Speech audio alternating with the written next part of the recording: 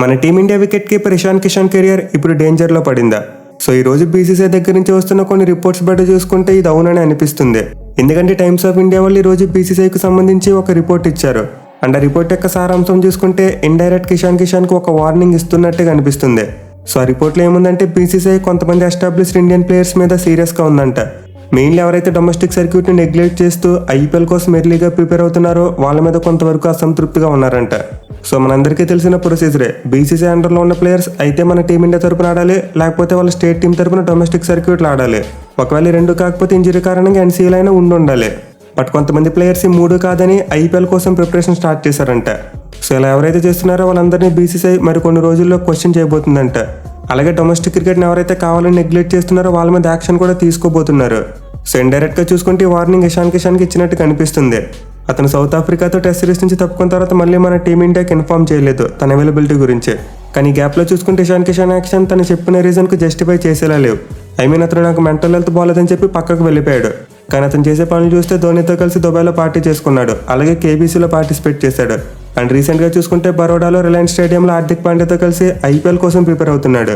So Ishan Kishan తీరుపై అయితే BCC అసంతృప్తిగా ఉన్నట్టు క్లియర్గా కనిపిస్తుంది.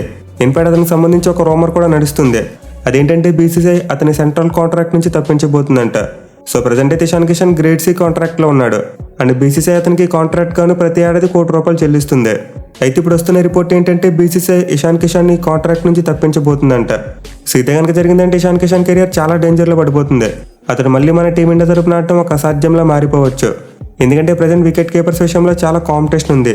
మెయిన్లీ కేఎల్ రాహుల్ లాంటి ప్లేయర్ వన్డే ఫార్మాట్లో వికెట్ కీపర్గా తన స్పాట్ను కన్ఫర్మ్ చేసుకున్నాడు.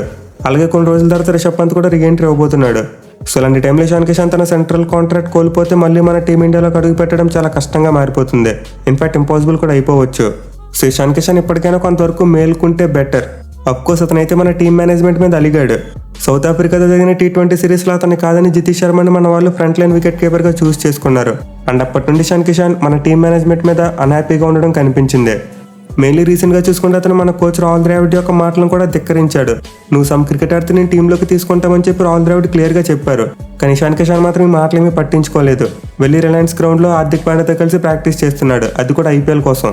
మరి ఇంపార్టెంట్ థింగ్ ఏంటంటే ఇషాన్ కిషన్ తన అవైలబిలిటీ గురించి క్లియర్గా ఒక మాట చెప్పట్లేదు.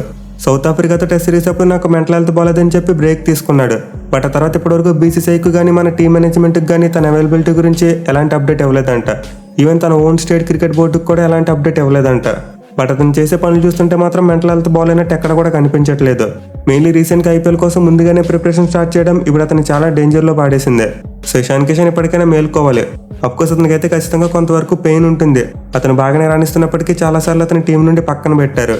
బట్ అలా అని చెప్పి టీం మేనేజ్మెంట్కు మరియు బోర్డుకి ఎదురెళ్తే అతనికి అసలు కెరియరే లేకుండా పోతుంది.